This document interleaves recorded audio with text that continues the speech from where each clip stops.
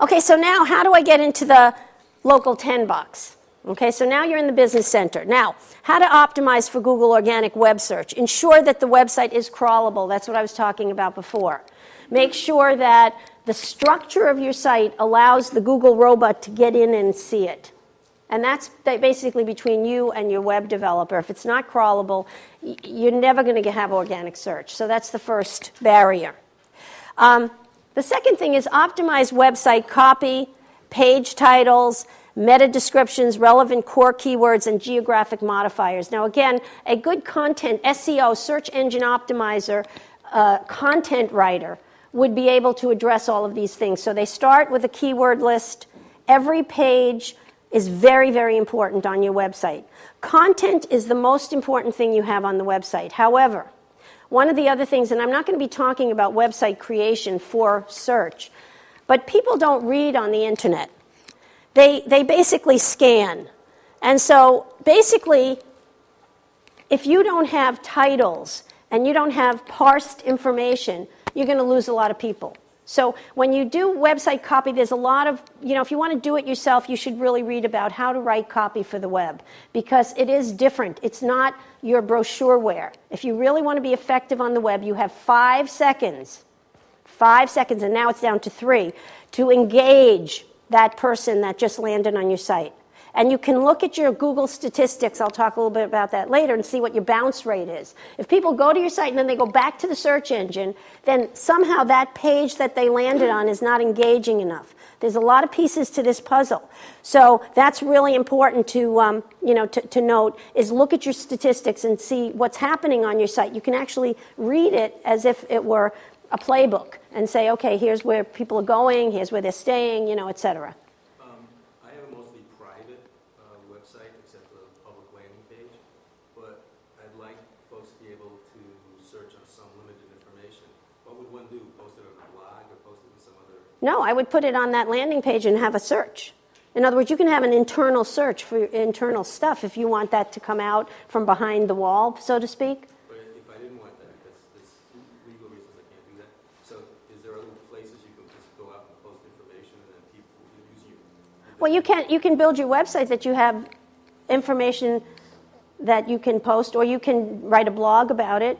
There are ways that you can do it. I mean, we could talk about that because I think that might not be the case for everybody, but, we'd need to know specifics. So if you do all of this for your core keywords and geographic modifiers, you have a shot at getting those words recognized. Again, if somebody knows your name, a lot of people come to me and say, well, I'm on page 1, I'm all set, because when people search my name, I'm there. That's a very unique search. If someone knows your name, you're not using search correctly. Search is used when people are looking for information or they're looking for a service or a product that they don't know that you make. They don't know who you are. They've never used your company. If you're Nike, you don't have to worry about that. But most of us smaller businesses, that's not the way people search. So the first thing is good keywords that are all about your product, your service, your whatever, so that people, the right people get to the right place on your site. So it all is keyword related. The keyword leads the people. The keyword has a number of people per month that should be looking for that particular keyword. And then your copy on your site corroborates that. That's what we call conversion. So it's all related to those two pieces. And when those two pieces are in place, the next piece, and I'm not going to talk that much about it, but it's call to action. What do you want them to do? Do you want them to download a white paper? Do you want them to give you their name and address and call you? Is it filling out a form? Is it, signing up for a seminar? Is it buying a product? What is your call to action? Because it's like a step process. You drive them there. You've just worked very hard to drive them there. You've done all of this stuff. You have sufficient links. You have, all of the stuff you need to do. And now they're at your website.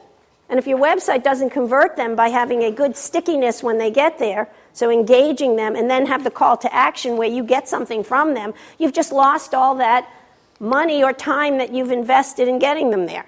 So it's really a process of combination of all of those things working together. So that's really the key here. Louise, when do you give away content versus the making people put in their email address or whatever, and then they have to confirm it? Because because now they're going to put in bogus email addresses, and sometimes I'll go to a site legitimately interested in something, but as soon as they immediately start asking for personal information, I'm like, I just... That's really a strategic question. It depends on the company and how much do you want to give away for free. That's a strategic kind of plan that you would have. We have many clients that actually have that step, and they don't want everybody. They only want the people that are going to give their emails. If you're not going to give their email, they're not giving you away their material. It's as simple as that. And then they know that they're going to be called probably by a salesperson.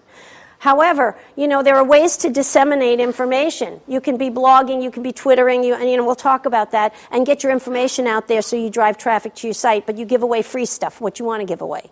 So you have to really think about what is your strategy and how are you using that white paper or whatever to complement your business, because it's all related.